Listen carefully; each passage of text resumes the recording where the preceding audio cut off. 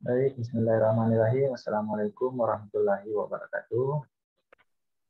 Waalaikumsalam Waalaikumsalam warahmatullahi warahmatullahi wabarakatuh. wabarakatuh. Oke, baik. Pada hari Selasa ini siang ya, kita melanjutkan kembali ke pertemuan ketiga di mata kuliah manajemen SDM lanjutan.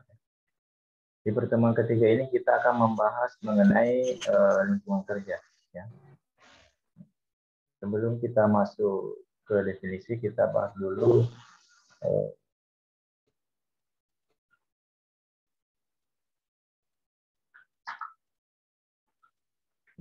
manfaat pembelajaran ya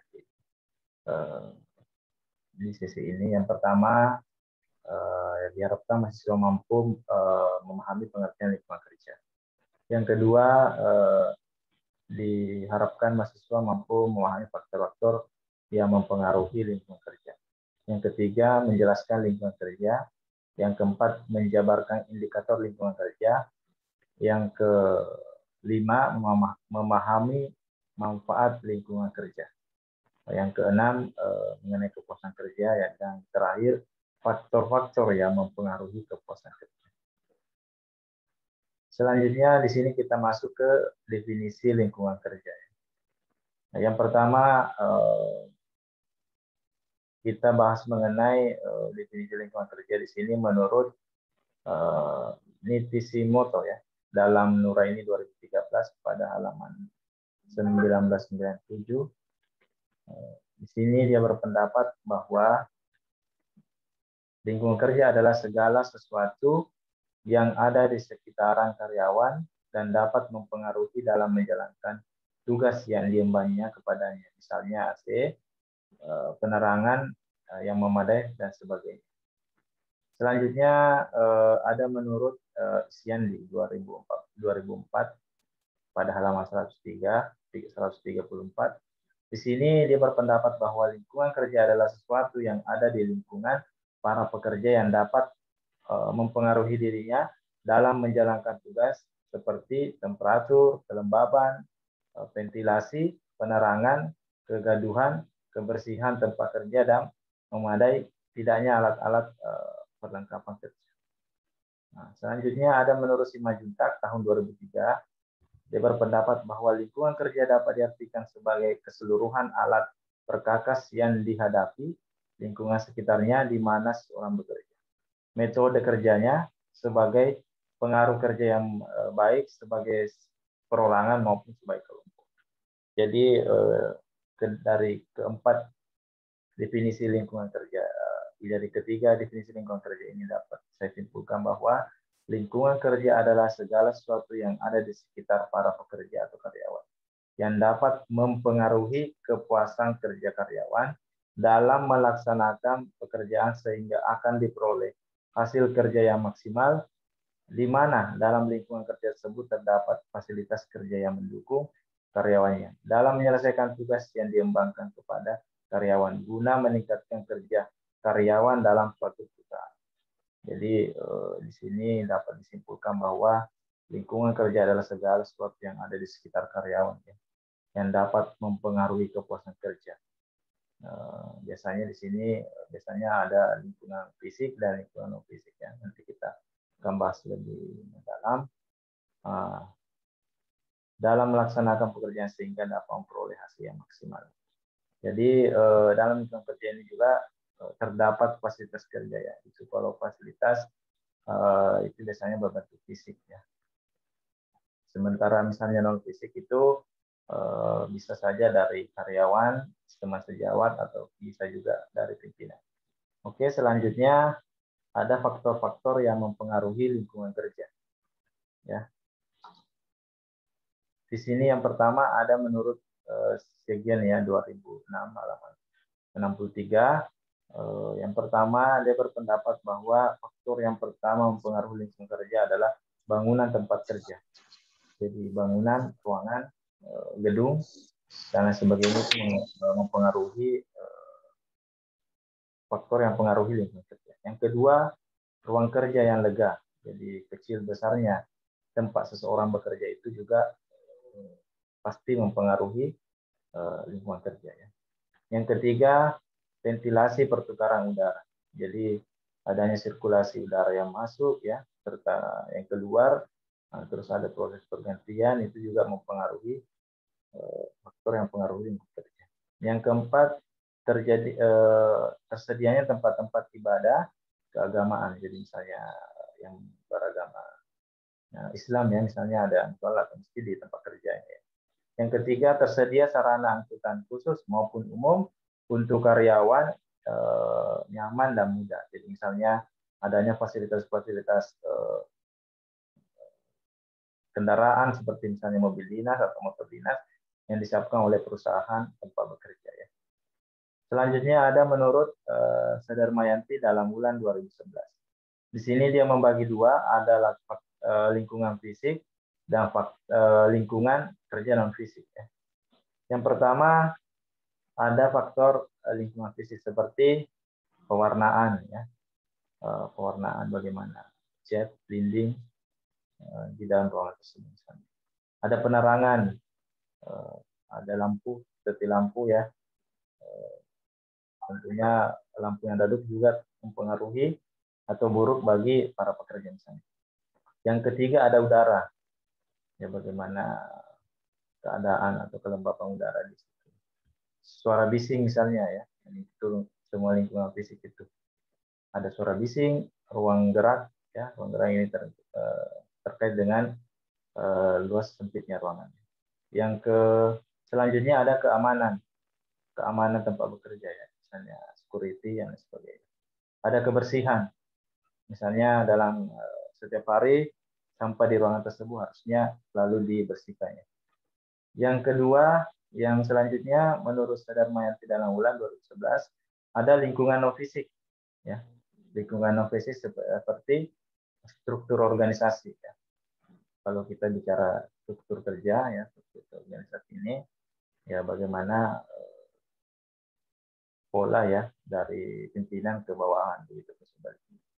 Yang kedua ada tanggung jawab kerja, misalnya tanggung jawab kerja ini apa yang dikerjakan misalnya setiap hari dan sebagainya. Nah, sesuai dengan tugas pokok dan fungsi dalam suatu perusahaan atau karyawan.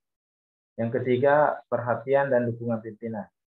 Jadi misalnya adanya dukungan dan perhatian ya apabila memiliki prestasi yang baik atau kinerja yang baik ya silakan pimpinan berikan motivasi kepada karyawan atau bawahan tersebut.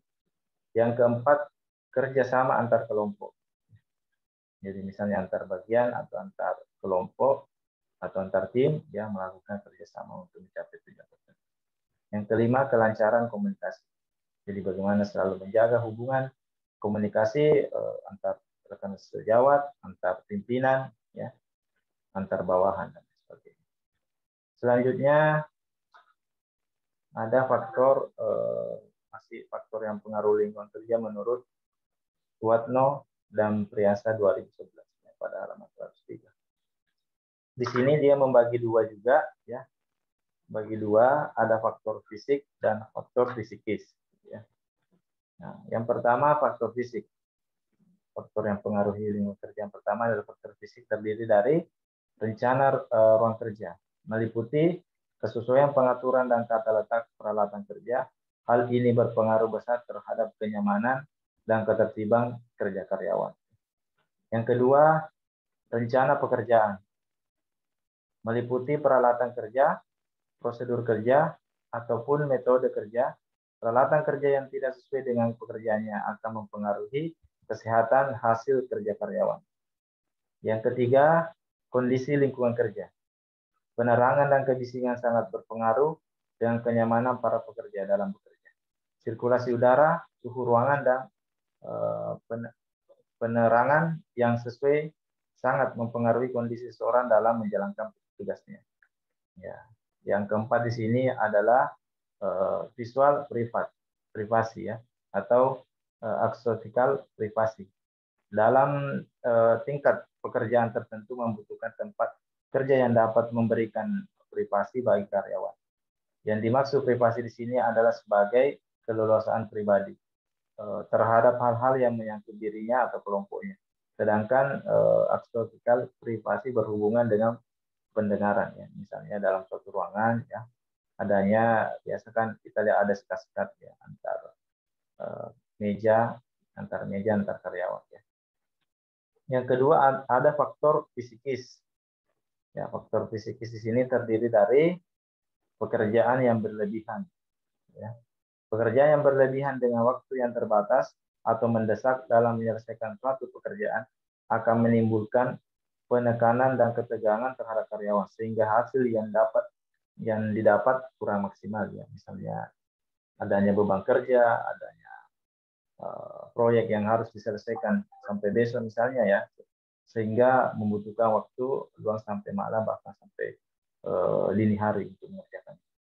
Yang kedua, sistem pengawasan yang buruk. Sistem pengawasan yang buruk dan tidak efisien dapat menimbulkan ketidakpuasan lainnya, seperti ketidakstabilan suasana politik dan kurangnya umpan balik prestasi kerja. Misalnya adanya sesuatu yang tidak stabil ya dalam suatu, misalnya suasana politik dalam suatu perusahaan atau lembaga, itu juga mempengaruhi merupakan faktor lingkungan.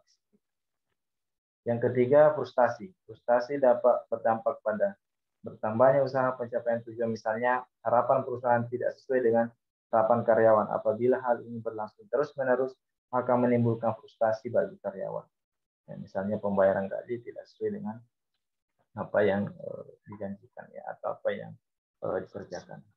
Yang ketiga, perubahan-perubahan dalam segala bentuk. Ya, perubahan yang terjadi dalam pekerjaan akan mempengaruhi cara orang dalam bekerja. Misalnya perubahan lingkungan kerja seperti perubahan jenis pekerjaan, perubahan organisasi, pergantian pimpinan perusahaan.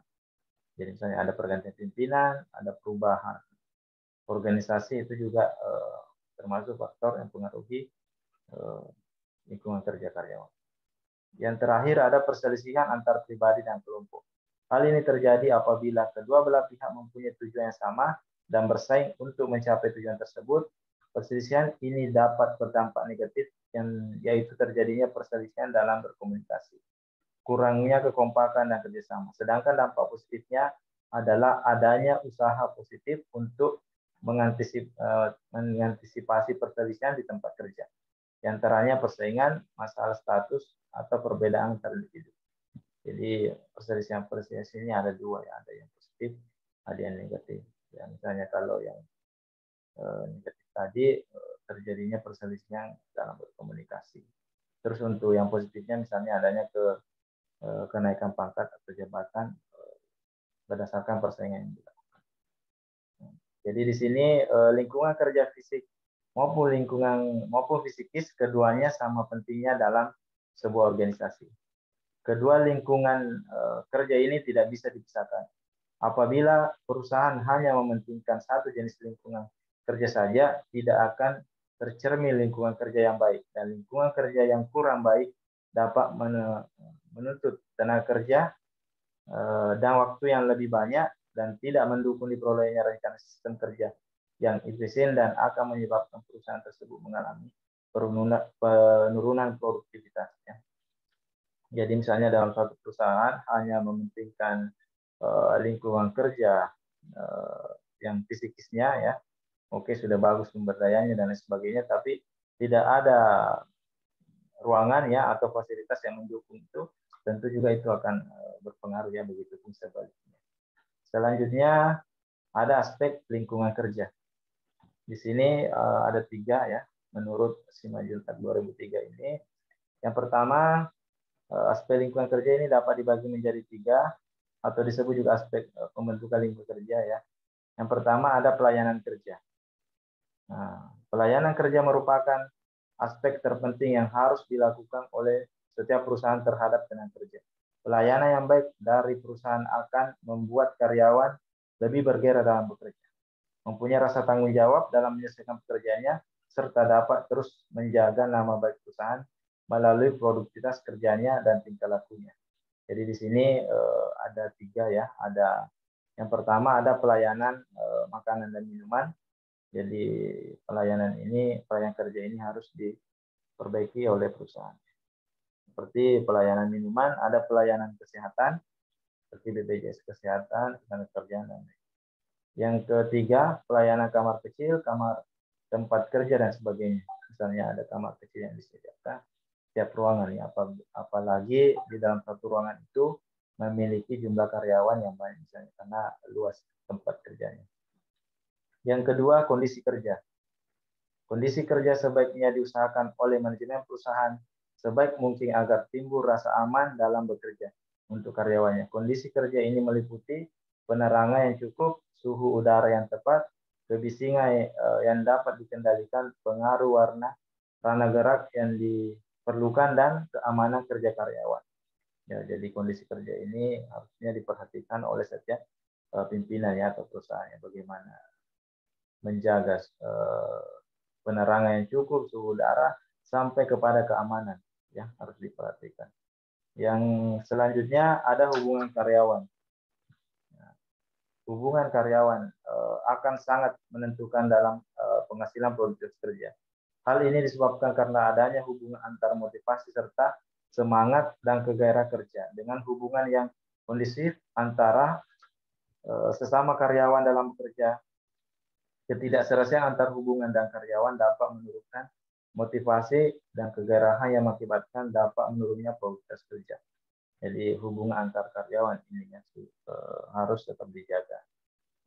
Karena itu juga akan mempengaruhi hasil akhir dari pekerjaan ya atau produktivitas kerja dari karyawan tersebut. Selanjutnya ada indikator lingkungan kerja. Di sini ada beberapa pendapat. Yang pertama ada menurut Sedermayanti 2004 halaman 46.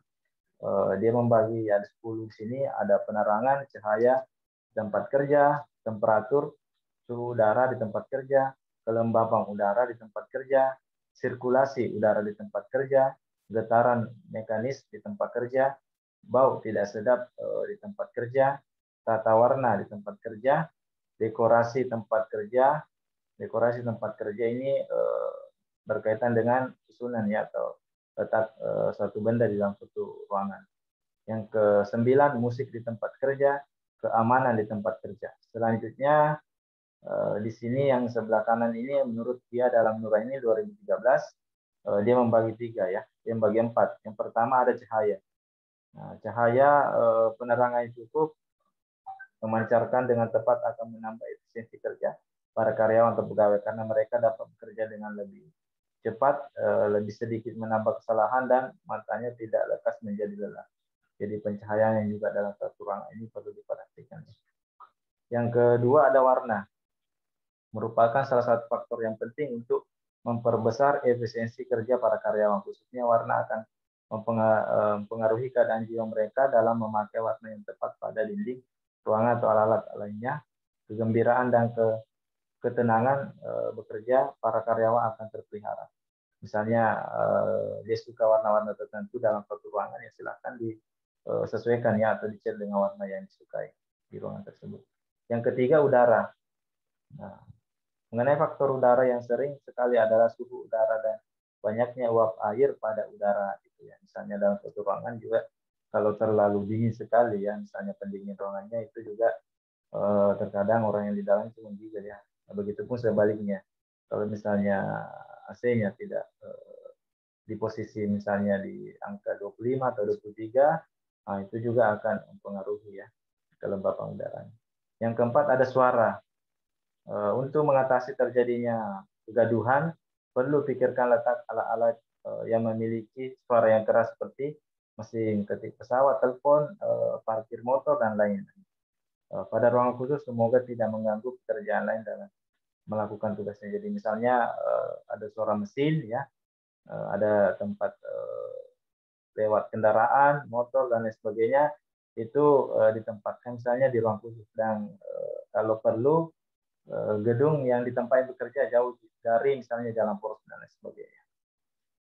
Selanjutnya kita ke manfaat lingkungan kerja. Manfaat lingkungan kerja ini menurut Asep 2003 halaman 103 di sini berpendapat bahwa manfaatnya dapat menciptakan gairah kerja sehingga produktivitas kerja meningkat. Sementara itu manfaat yang dapat diperoleh karena Bekerja dengan orang-orang yang termotivasi adalah pekerjaan dapat diselesaikan dengan tepat. Artinya, pekerjaan diselesaikan sesuai standar yang benar dan dalam skala waktu yang ditentukan. Kinerja akan dipantau oleh individu yang bersangkutan dan tidak akan membutuhkan terlalu banyak pengawasan serta semangat juang yang tinggi. Jadi manfaat yang pertama sebenarnya itu bagaimana seorang karyawan bisa meningkat gairah kerjanya ya. Jadi setiap hari ada peningkatan gairah kerja, apakah memang dia suka tempat itu bekerja atau memang hobinya di bidang itu dan lain sebagainya. Sehingga dapat bermanfaat juga bagi karyawan-karyawan lain yang termotivasi untuk pekerjaan yang dapat diselesaikan dengan tepat waktu ya. Nah, selanjutnya kita bahas mengenai kepuasan kerja. Di sini ada beberapa pendapat yang menurut kepuasan kerja. Yang pertama ada menurut Fatomi 2006 halaman 126.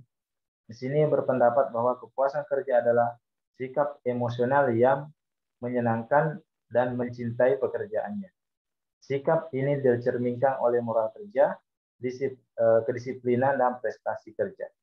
Jadi menurut Fatomi ini dia berfokus kepada moral kerja, disiplin dan prestasi kerja. Yang kedua, menurut Romis dalam Wibowo 2007, ya. Di sini kepuasan kerja adalah sikap umum terhadap pekerjaan seseorang yang menunjukkan perbedaan antara jumlah penghargaan yang diterima pekerja dan jumlah yang mereka yakini seharusnya diterima. Jadi misalnya jumlahnya berbeda ya, atau kurang dari yang seharusnya yang diterima. Nah, itu dimaksud dengan kepuasan kerja. Di sini menurut Hasibuan 2006, sikap emosional yang menyenangkan dan mencintai pekerjaannya. Jadi bagaimana sikap emosional ya yang berasal dari diri seseorang itu untuk menyenangkan dan mencintai pekerjaan. Sikap ini dicerminkan oleh moral kerja, disiplin dan prestasi kerja, kemampuan kerja dinikmati dalam pekerjaan, luar pekerjaan dan kombinasi dalam dan luar pekerjaannya. Dari bagaimana seseorang itu mencintai pekerjaannya ya, baik dari dalam ataupun dari luar organisasinya. Yang keempat, Isyandi 2004 halaman 137. Di sini dia berpendapat bahwa kepuasan kerja adalah suatu perasaan yang dapat menyenangkan seseorang dalam bekerja atau yang dapat memberikan pemenuhan nilai-nilai pekerjaan. Ya, jadi di sini berdasarkan 4 pendapat di atas ini dapat saya simpulkan bahwa kepuasan kerja adalah sikap positif yang mencerminkan oleh karyawan baik di dalam maupun di luar pekerjaan. Sikap tersebut seperti kedisiplinan, prestasi dalam melaksanakan pekerjaan. Jadi bagaimana sebenarnya orang puas bekerja ini dapat kita ukur dari kedisiplinan dan prestasi dalam melaksanakan pekerjaannya. Jadi orang yang malas-malas masuk biasa itu biasanya dia tidak puas bekerja di tempat itu ya, apalagi berhenti ya. Selanjutnya kita membahas di sini hal-hal yang dapat memberikan kepuasan kepada karyawan. Ya. Ini menurut Nasution 2003 halaman 193. Yang pertama, pekerjaan yang tidak monoton. Artinya terkadang dalam suatu perusahaan ya atau dalam suatu pekerjaan apabila kita melakukan pekerjaan yang itu saja, misalnya penginputan data ya, bertahun-tahun kita lakukan itu, nah biasanya pekerjaan itu monoton ya. Terkadang kita dapat memberikan ya atau dapat kita menguasai pekerjaan tersebut sehingga dapat memberikan kepuasan kerja kepada karyawan tersebut. Yang kedua, pekerjaan yang dirancang oleh manajemen perusahaan sedemikian rupa sehingga tidak menyita waktu dan tenaga kerja karyawan. Jadi ada perencanaan pekerjaan sebelumnya sebelum kita melakukan pekerjaan tersebut. Yang ketiga, karyawan bebas merencanakan sendiri pekerjaan dan tata kerja yang selektif. Ya. Misalnya karyawan diberikan kebebasan, silakan kau susun sendiri metode atau rancangan pekerjaan yang ingin Anda selesaikan. Nah, yang keempat, karyawan memperbolehkan wewenang yang memadai atas pekerjaannya.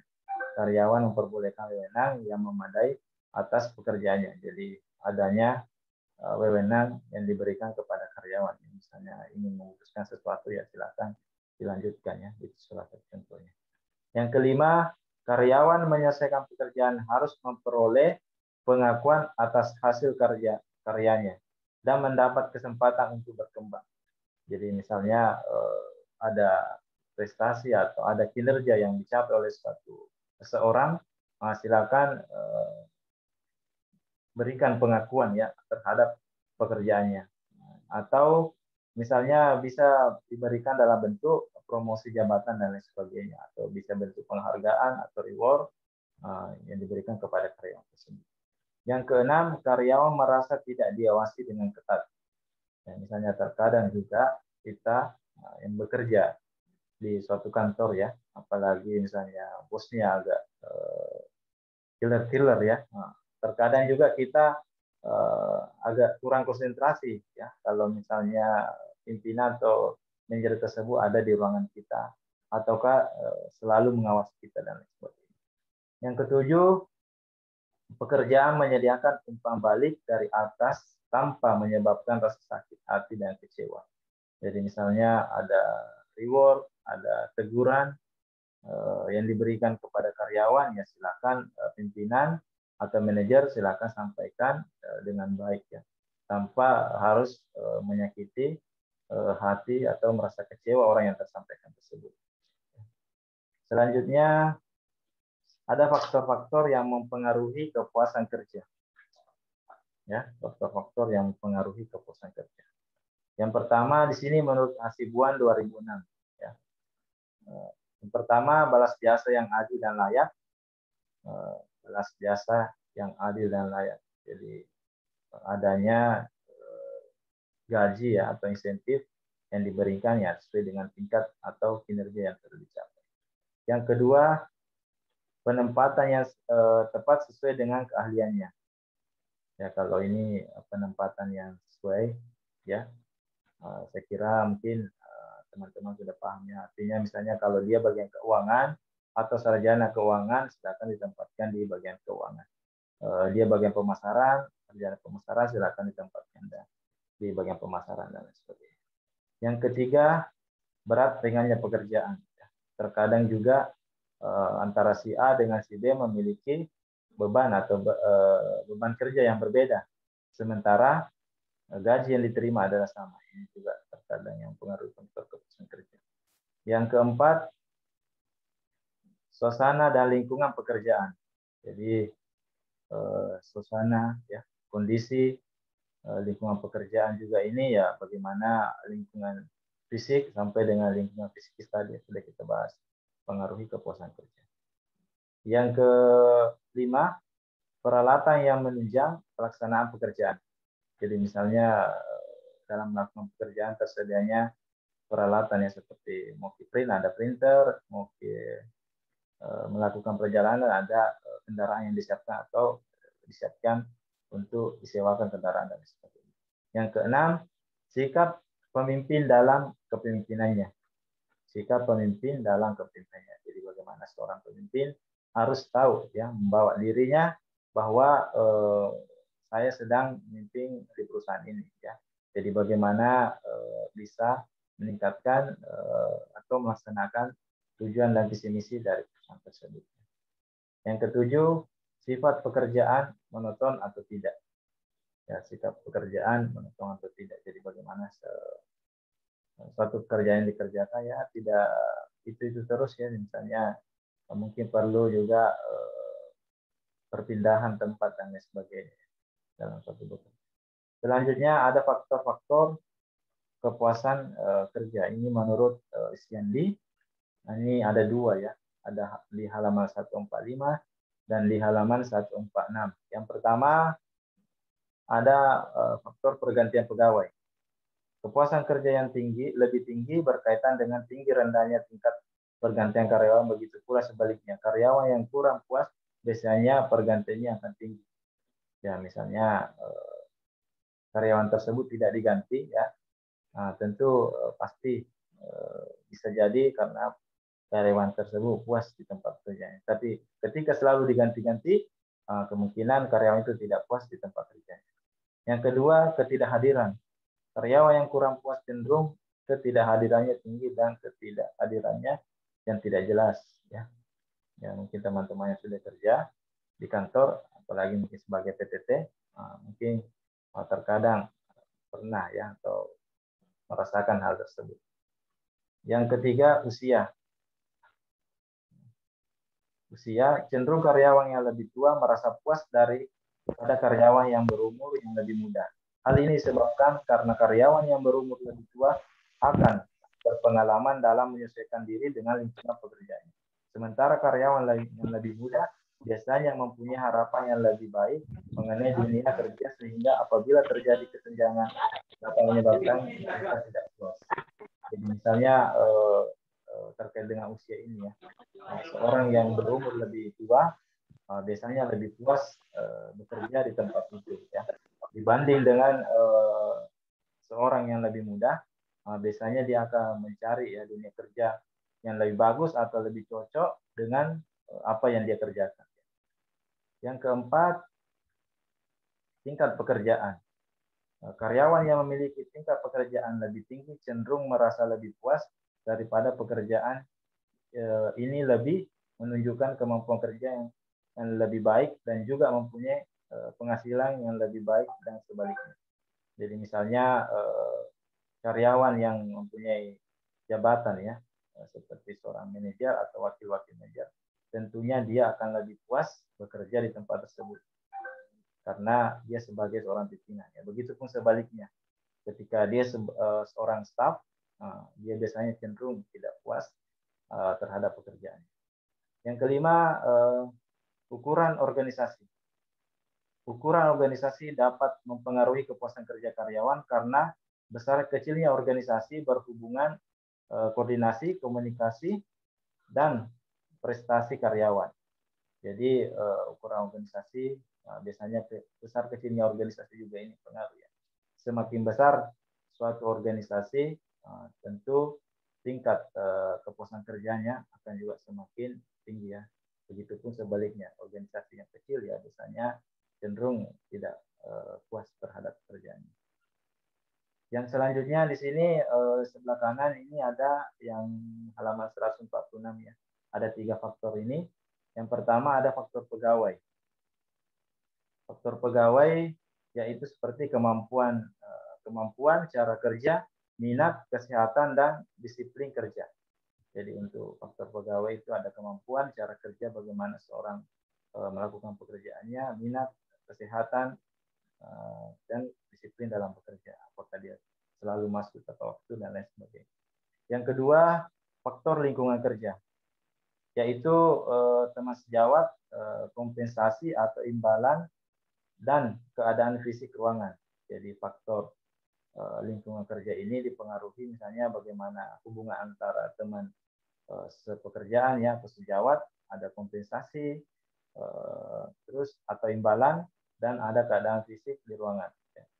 Kompensasi ini atau imbalan ini terkait dengan apa misalnya yang dikerjakan. Setelah karyawan itu menyelesaikan pekerjaan, ya silakan berikan insentif atau imbalan kepada karyawan tersebut. Keadaan fisik ruangan ini terkait dengan kondisi ya seperti pendingin ruangan dan lain sebagainya. Yang ketiga, pekerjaan itu sendiri, yaitu tugas yang diemban kepadanya. Jadi misalnya dalam suatu perusahaan ya, tentunya setiap karyawan itu memiliki tugas masing-masing ya.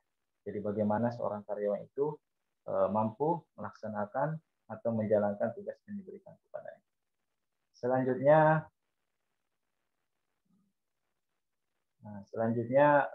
di sini lagi tersisa 2 menit ya. Oke, untuk ini kan teman-teman ya, untuk stop dulu skrinnya ya.